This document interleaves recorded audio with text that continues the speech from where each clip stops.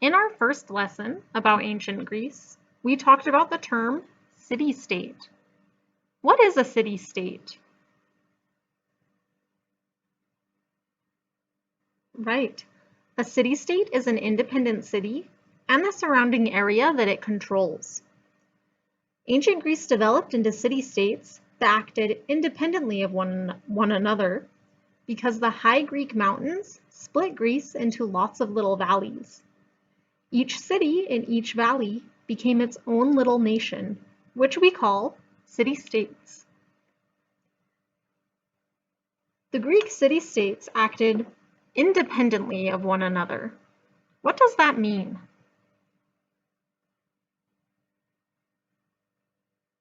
Were they always discussing what to do, and did they share the same government and rules? No. They acted independently, which means they acted alone. Each city-state had their own rules and their own governments. But there were some things that each of the city-states had in common. They all shared the same language and attended the Olympic Games. The Greek city-states were highly competitive and would only work together in an emergency. In our lesson about the Olympic Games last time, we heard this following paragraph. A man called out to the poet Pindar as he was speaking with the sculptor Myron, saying, "Pindar, what are you doing with that Athenian? Don't you know that we Thebans are still fighting a war against Athens?"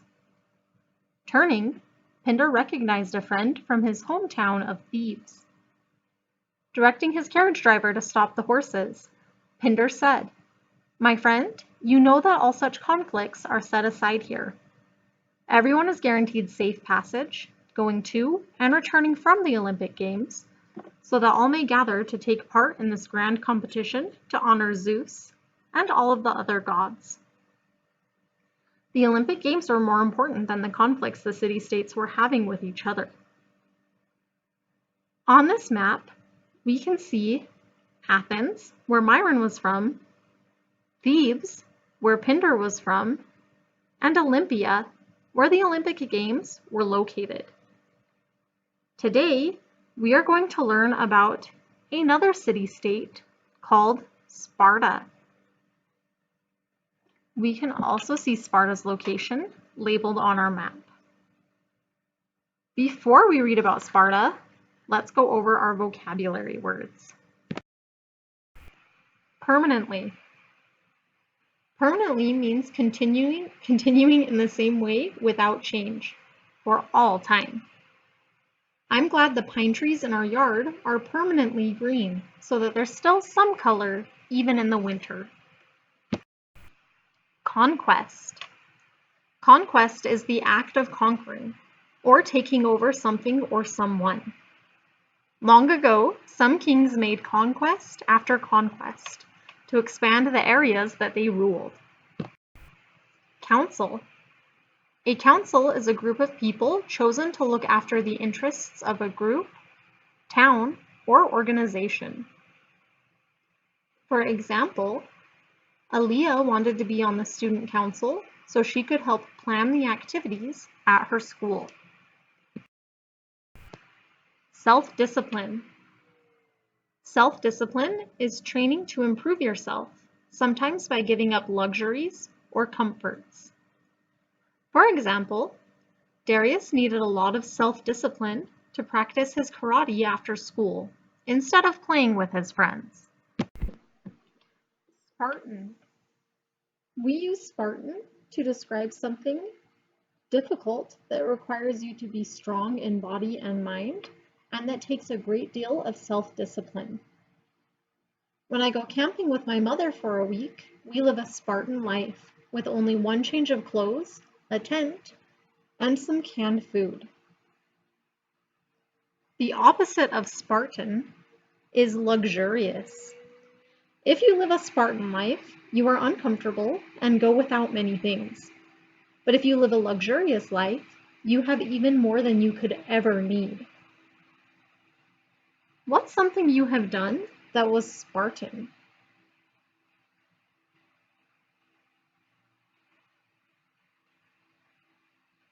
What about luxurious? What's something you've done that was luxurious?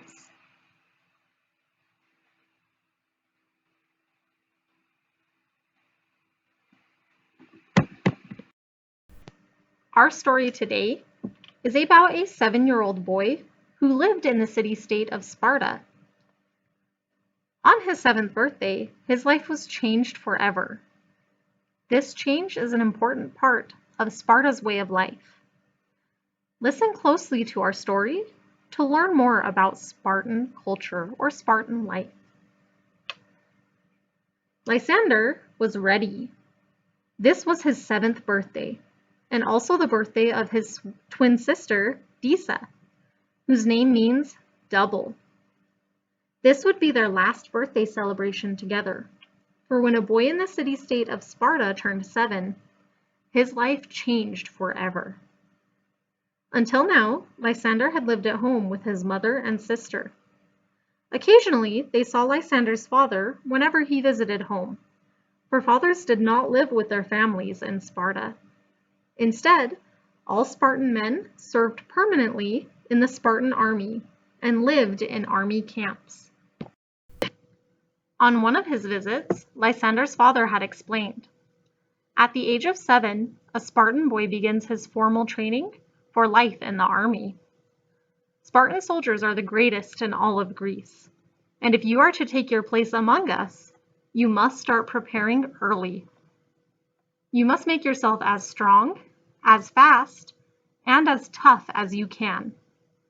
I expect you to run great distances, to climb steep mountainsides, and to swim in rough waters. How do you think you would feel if you had to leave your family at age 7 in order to train to be a soldier?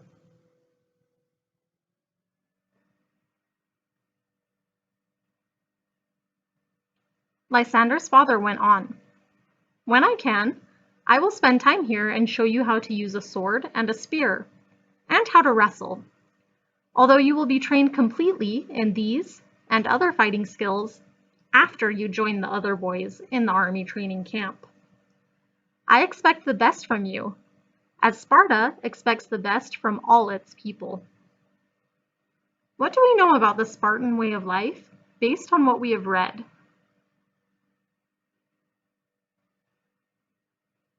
Do you think they lived easy lives?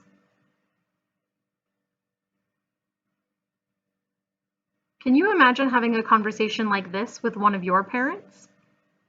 To us today, the Spartan way of life seems terribly hard. Spartans had few comforts in life and had to accept many hardships. We even use the word Spartan today to describe something difficult that requires you to be strong in body and in mind, and that takes a great deal of self-discipline. To the Spartans, this was the only way they knew how to live, but things had not always been this way. Long before the time of Lysander or his father, Sparta had been just one of the many city-states in Greece.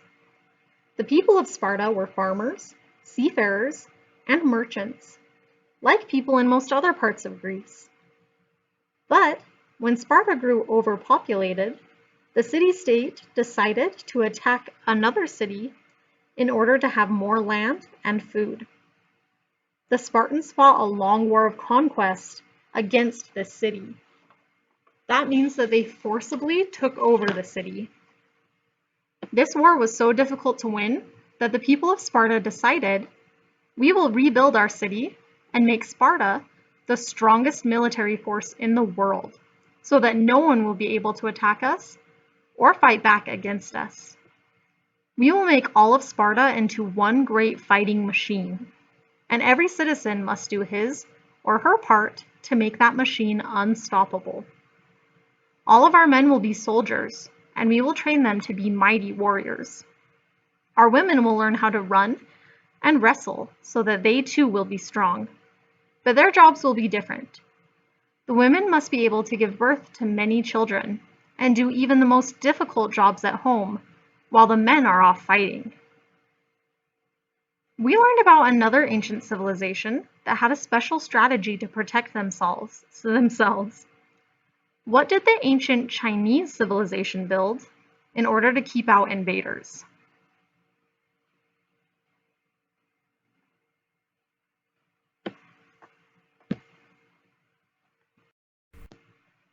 The military city-state of Sparta completely changed the way they lived in order to make this happen.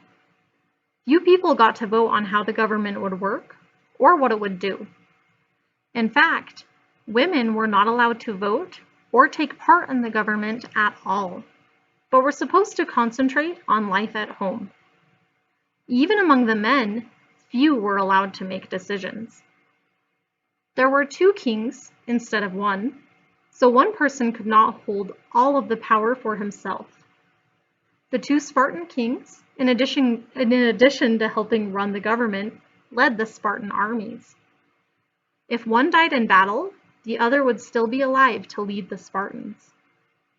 To pass laws, there was a council made up of 28 elders and the 2 kings. Whereas the 2 kings could be younger, the other men in the council had to be at least 60 years old to be sure that they had enough life experience to help run the city-state as the Spartans thought it should be run. Sparta was mostly what we call a closed society. That is, the Spartans did not conduct a lot of business with other parts of Greece. Instead, they tried to make or grow in their own city-state all that they would need in order to survive. This means that they did not trade vegetables with other farmers from other city-states. They did not want to open themselves up to other people's ideas of how to live, or to a possible invasion by another city-state. As he celebrated his 7th birthday, Lysander thought, "Today I will leave my family home to begin training as a soldier." How do you think Lysander felt? Later in the day, a husky, or big and strong, Spartan soldier came to the house to lead Lysander away. The fellow introduced himself as Platon, which means broad-shouldered in Greek.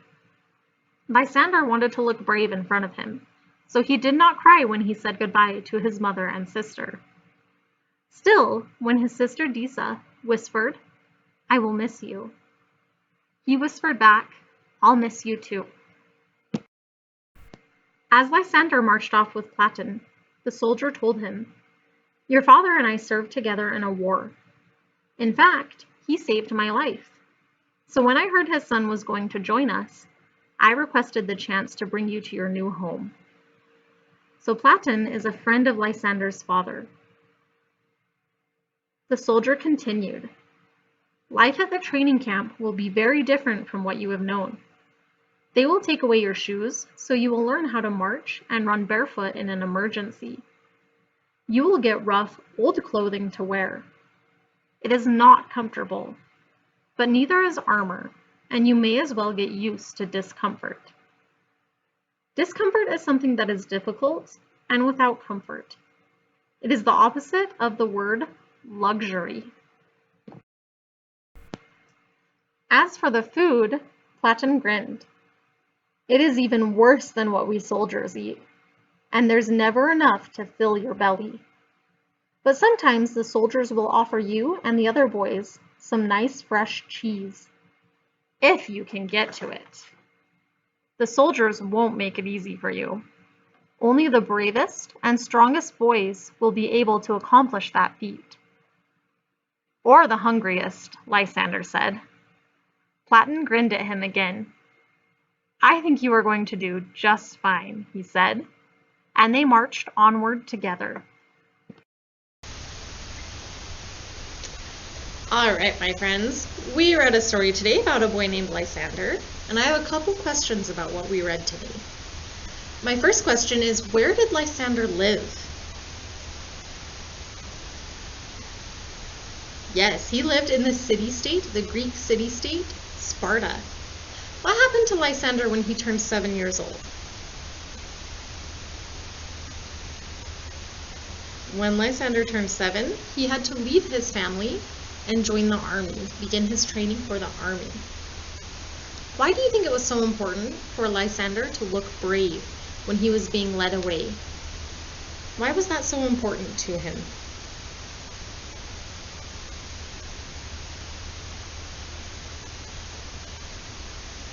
We talked about a little bit about the city-state Sparta. We talked about how they have two kings. Instead of just one leader, they have two kings. Why did they have two kings?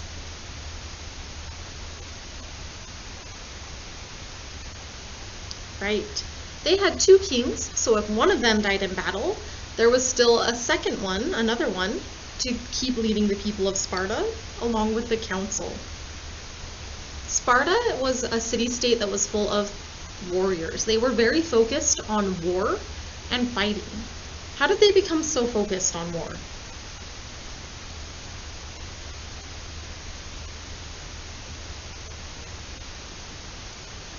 Yes. Sparta fought a very long and hard battle to gain more land and food, and they decided that they never wanted to have to struggle in a battle like that again. So they trained fierce warriors. That's why Lysander had to start training at such a young age. Sparta starts training warriors very young to be able to fight in any future battles that Sparta has. I have a picture of some Spartan warriors to help us remember that Sparta was very focused on war and on fighting and worked very hard to train powerful warriors and powerful fighters.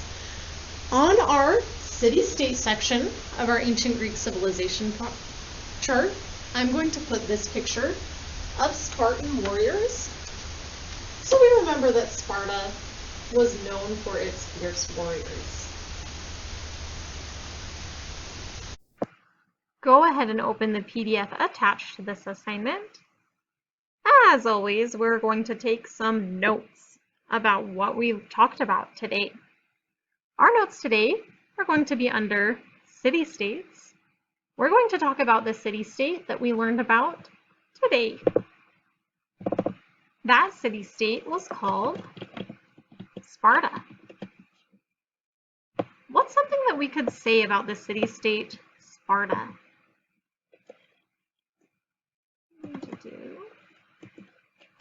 Bullet points underneath. Spartans lived a very difficult and uncomfortable life. They didn't have a lot of luxuries or comforts, and they had to face many hardships. The Spartan people were also focused on war and becoming strong warriors.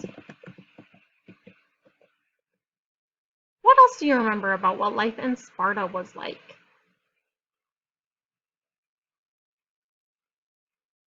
Tell me one more thing that you could say about Sparta to describe what life was like for the Spartan people in ancient Greece.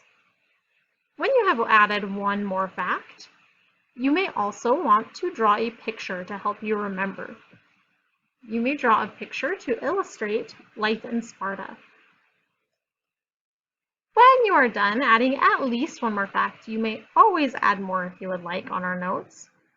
Go ahead and turn that one in. And we've got one more short activity that we'll do. In this picture, we see Lysander leaving with Platon and saying goodbye to his sister Diza. I want you to make up a couple of different kinds of sentences based on what you're seeing in this picture. Make sure that your sentences are complete and descriptive. I want you to think of a question that Diza could ask Lysander. And then I want you to think of how Lysander could answer the question. Remember, in our skills lessons, we have been talking about dialogue, which is written conversation. You won't need to write this conversation down, so it won't technically be dialogue because it's not written. But it is an example of conversation. So ask a question that Disa would ask Lysander, and an answer that he could give her. Then I want you to switch and think of a command that Lysander could give to Disa. Your conversation that you make up between Lysander and Disa should show excitement or emotion. Think of how you could have Lysander or Disa show excitement or emotion in the sentences that you are imagining they're saying to each other. Share those sentences with whoever is helping you to date